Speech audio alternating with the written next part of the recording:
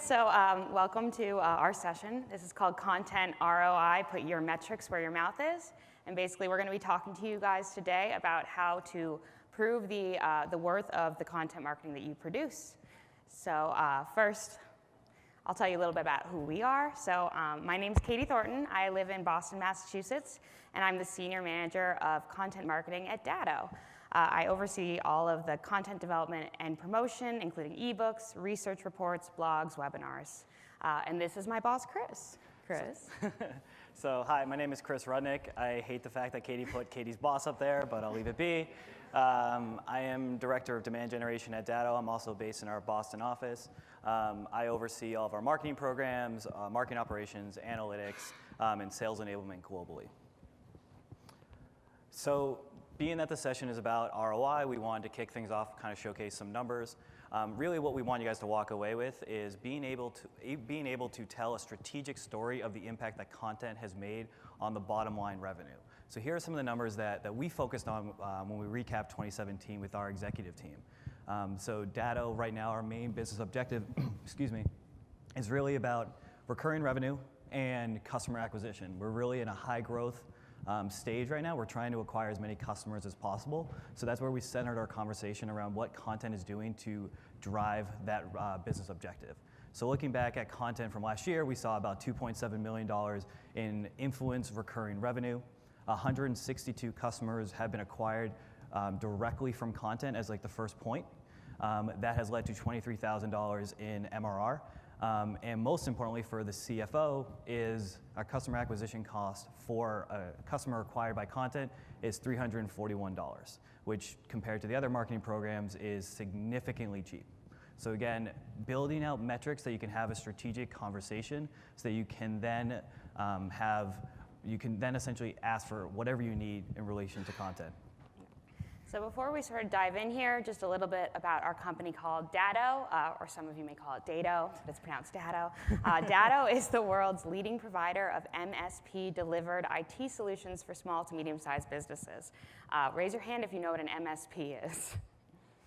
Okay, that makes sense. Yeah. So yeah, an MSP is a managed service provider, which is essentially an IT guy or the occasional gal that a small to medium-sized business will outsource their tech needs to if they can't afford their own sort of in-house team.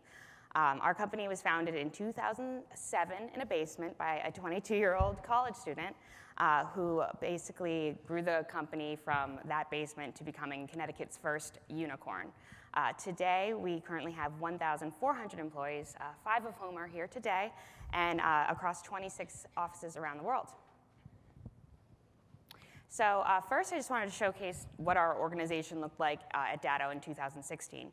So as you can see, the most important thing to note here is that content was living under PR and comms, which is pretty basic for a lot of different organizations.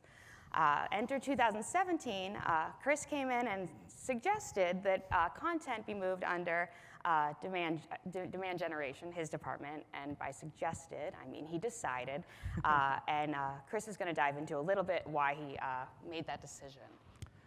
Yeah, so why did we decide to move content into demand generation? So being that our primary focus for our business was new customer acquisition, I came to Dado realizing that the main new name driver was events. We were putting a lot of resources, a lot of money into events, and what we started to see towards the end of 2015 was that while we were going to all these events, collecting as many business cards as possible, the amount of new names that we were getting was starting to decline. We were going to the same events, therefore we were seeing the same people. So in order for us to hit our growth numbers, which as you see on the right, I'm sorry, your stage right, your left. We were expected to grow the number of new customers by 28%.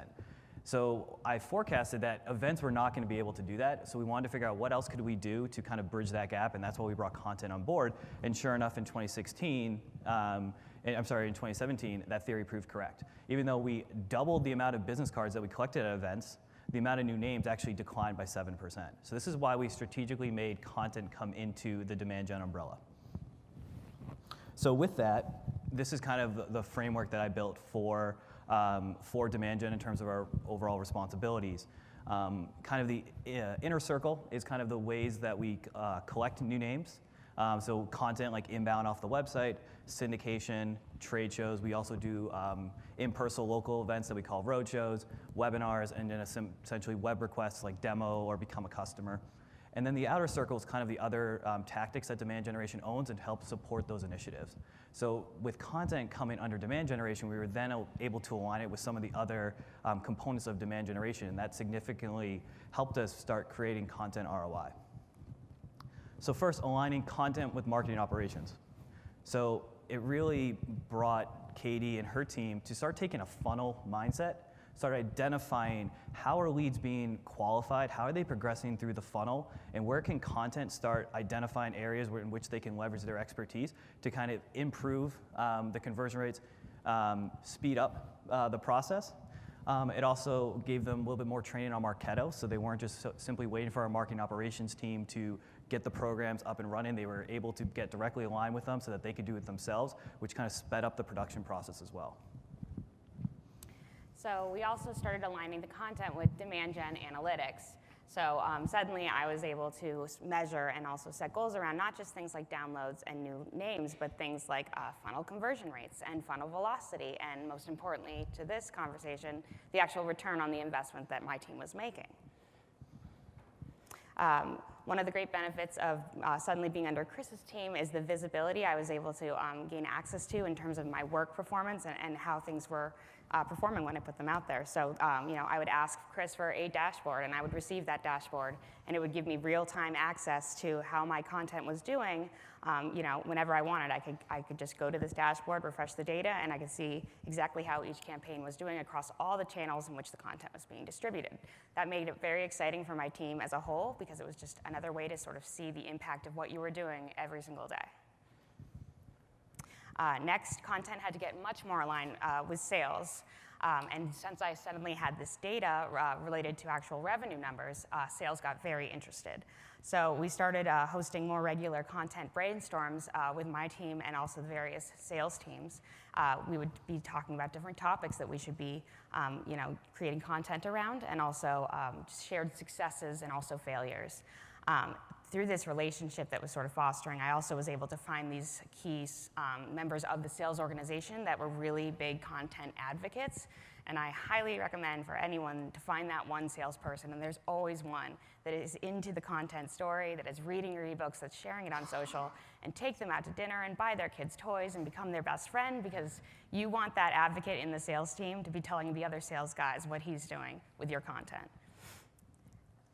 So we started hosting what we called quarterly smarketings in our headquarters. So we would go as basically all of marketing and sales. And here's an example of one thing that I was able to take the stage with alongside one of my sales advocates to present and sort of showcase the impact of a content program, in this case our ransomware report, and just its influence on the opportunity closing. So these sort of things were just super exciting to be able to showcase and have access to, and again, it just further developed that relationship between the sales organization and marketing. So with content now aligned with operations, analytics, and sales, we are now able to really start building more a strategic approach to content demand. You start driving content demand, you're going to start driving content ROI. So the steps in which to start driving that is identify the target audience, identify their pain points, develop and promote that messaging to that target audience, route the leads to sales with follow-up guidance. Now that you're aligned with operations, that should be pretty easy. Again, you could do as much as you can, but if sales isn't seeing what you're doing, are you really doing anything? And most importantly, as it reflects on ROI, measure the return. So identify the target audience. So as Katie mentioned, we're a little bit of a niche market. We go after managed service providers. As we kind of saw, a lot of you guys don't know who those are. Trust me, we weren't sure either when we came on board. But managed service providers are essentially outsourced IT professionals. So a lot of them are currently working in IT, and they're some law firm or some organization that doesn't have their own IT staff will hire them to kind of fix an IT problem that they may have, install some data center or some backup device. And really what they've started realizing is I can actually build this into my own business. I can service dentist offices, manufacturers, veterinarians, organizations that are in like a 20-mile radius of me that don't have their own IT staff, and I can charge a monthly recurring service and generate recurring revenue that way. But again, there's a lot of education that has to go into it. So it's definitely a very niche market, but is one that is starting to grow significantly. And they love Star Wars. Right, so next year, identify their main pain points. And the number one source that we all always hear about is the place to go for this sort of information is to your actual customer base. So I just one day just sort of whipped out a basic survey on a SurveyMonkey account that was completely free and asked the question, what are your biggest business challenges in the coming year? And from that question, I was able to pull a list of top 10 pain points of our customers, and some of them were directly related to products that we offered. Most of them weren't.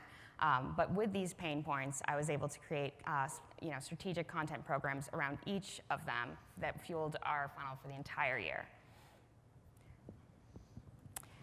So next I had the pain points. Now I needed tips for how to address these pain points. And again, an IT guy does not necessarily want to hear from Katie in marketing about these pain points that he's experiencing, different lifestyles. So I went back to our customer base and I held interviews with our most successful partners from around the globe, and I asked them tips around sales and marketing and how to grow your team, operational efficiency. From there, I was able to create a series of ebooks which were based on each of these business pain points, and I called it Business Made MSPZ. It's a series containing tips for MSPs from MSPs to drive business success to new heights. After the ebooks launched, and they were doing very, very well, we decided to create these short-form video series, which would basically extract one tip from each ebook. We would send it out in an email promo, and it would direct our prospects to download the full ebook with all of the tips from other MSPs. So huge success, very exciting for us, and today it's still a really great series. So measure the return. So looking at this Business Made MSPZ, taking our standard funnel evaluation. Again, most of our business is around customer acquisition, so we frame the conversation specifically there. We look at the number of downloads, how many of those were net new names, how many of those were then qualified, accepted by sales, created opportunities, closed pipeline, and then we look at the influenced MRR. So again, from a customer directly acquired by this Business Made MSPZ program, we see about just under $20,000 in monthly recurring revenue, $60,000 in influenced recurring revenue. Again, 12-month commitment, you're looking at an annual recurring revenue of just under $1 million in the first year being acquired from this program. Because the source of this information was our existing customer base, the only cost associated with this program was the development of the ebooks, the time that Katie spent developing the survey and interviewing our partners, and any paid media efforts that we did to promote it. Overall, about $46,000. We're looking at 1,900% return on investment from this series already. And again, it's just living on our site, it's continuing to build. This is just from 2017. Now, you understand that not everyone in this room is going to be able to say that they can generate 1,900% ROI. However, what we want you guys to walk away with is to start thinking this way. Start thinking about how can I start collecting this information. You may see that it's 2,400 ROI, it's 50, it doesn't matter. It's a way to start having more of a strategic conversation with the rest of the marketing organization and the executive team.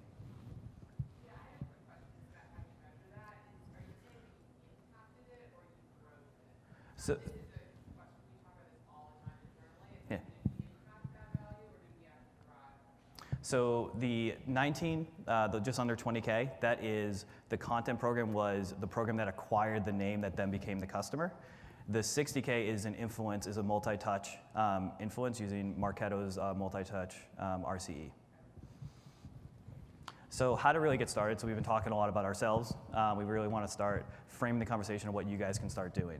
So really start brainstorming and start collecting data. What we typically look at here is what I like to call direct ROI and indirect ROI. So direct ROI is the standard metrics that you can collect from your marketing automation and your CRM platform.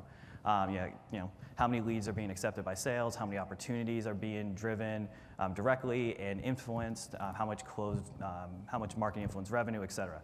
Where you like to get creative is in indirect. So being a technology company, you ask anybody in the organization, they think the most qualified leads are those that research our products before talking to a salesperson. Someone who's knowledgeable on our product set is going to be the best conversation for our sales team. So we wanted to think about, okay, how can we make sure that we're educating as many prospects as possible on our product suite? So we looked at all the unique visitors on our blog, what percentage of those are then going to a product page? So we looked at, on average, it was about 10% of our unique visitors then went to a product page. We wanted to set a goal. All right, how can we make that 20%? We started breaking it down a little bit. We saw that content or blog topics around ransomware, it was about 30%. Blogs that had a link to the product page in the first or second paragraph, it was about 20%. So again, start thinking strategically so that if somebody comes up to you and says, what do we get out of the blog? Yeah, you can look at traffic, but if you really start taking a strategic approach with the way the organization thinks, I'd be like, well, I'm driving all these unique visitors to self-educate themselves on our product suite, and that's going to net significant return in the long run. We're educating prospects on our product suite, and that then they're going to consume and be well-educated before talking to a sales rep. Right, so now you have these really exciting metrics that are actually tied to things like revenue, and what you do with those metrics that you have is shout them out to every team you can find. Obviously, this is customize it to your audience, right? So one thing that I try to do regularly is get in front of the executive team and present them something related to content, whether it's an upcoming program or how it's doing.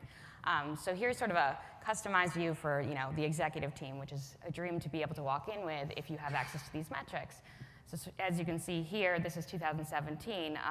Content really started to take off in the second half of 2017, thanks to sort of the move under the more metrics-oriented demand generation team. And even more exciting were these additional metrics I was able to provide to the top line. So in 2017 versus 2016, our team drove 27% more MQLs and 40% more sales opportunities through content.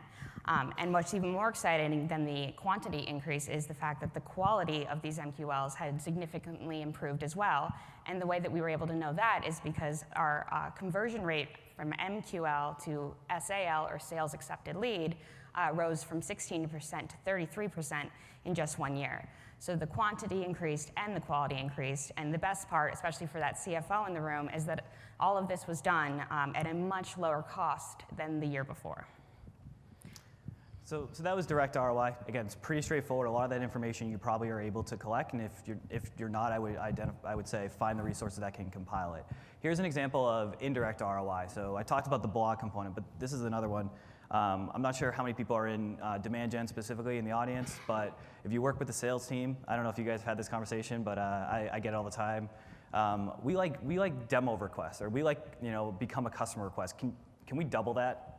And it's like, that happens kind of organically, but at the same time, I didn't want to just simply say no. I wanted to figure out how can we leverage content to maybe drive more. So we looked at the percentage of people that get to the become a customer form on our website and saw that about 31% of those people actually fill it out. So we wanted to see, was there behavioral trends that they were doing prior to getting to that form that actually grew that rate? And sure enough, we looked at content. And we saw that if someone consumed content before getting to that form, the 42% of them filled it out. If it was a ransomware content piece, it was 43%. If it was related to our networking product line, it was 55%. And if it was the MSPC content that Katie just shared, it was 57%. Again, it's telling a different story. It's a little bit indirect, but it's definitely information that we can use to become more strategic as a marketing organization to help assist in our business objectives. And why this is so important is because people who fill out that form fly through the funnel. So again, if they fill out that form at an MQL standpoint, to close, 1 in every 3. So if I can increase the amount of form fill outs, I'm going to see significant return in terms of our business objectives of acquiring new customers. So we talked a lot about return in the sense of numbers and revenue. But what we also see is that you can start driving content ROI and start having these conversations. There's also significant return beyond simply the numbers. Yeah, so one of those benefits is just greater exposure and support across the organization, starting with as we mentioned before, the executive line. I can't tell you how much easier it is to justify a budget or a headcount request if you have actual revenue numbers tied to your efforts.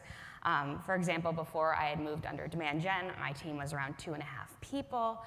Today, we currently have 7 amazing marketing humans under the content department, and that team's just going to be growing more and more, right, Chris?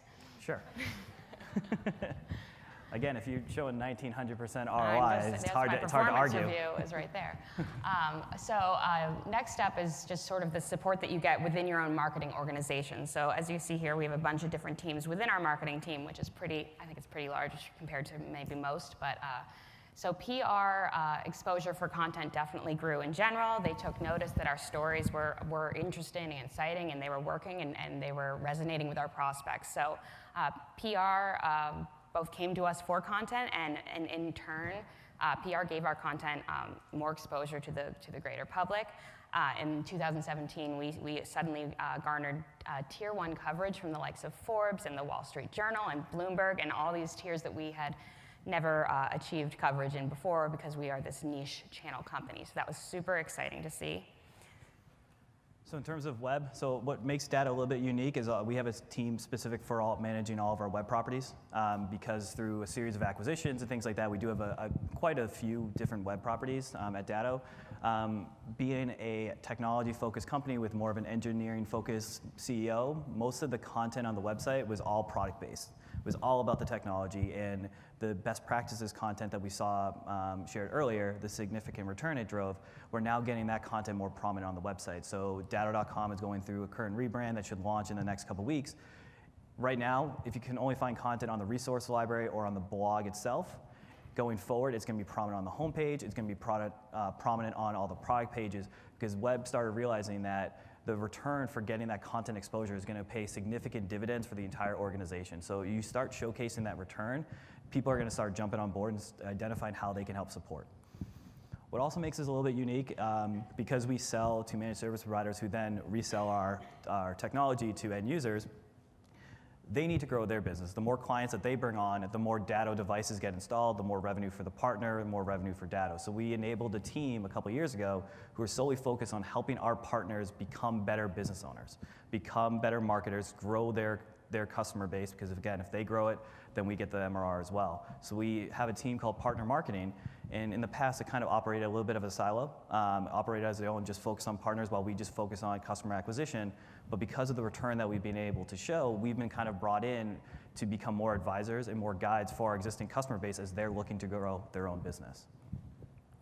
So creative services, we have a pretty robust team at Dado of graphic designers and videographers, and they started to hear about the revenue tied to these ebooks and these web pages that we were doing with our content that they were obviously designing with us, and they got really excited. They could, for a graphic designer to be able to say, I brought in this much revenue from the work that I produced, it's very rare and very exciting for the creatives. So what that did was really, it got us more aligned as a team, and it made them realize that they wanted to focus on their efforts around their demand gen programs that were going to showcase sort of what they could do.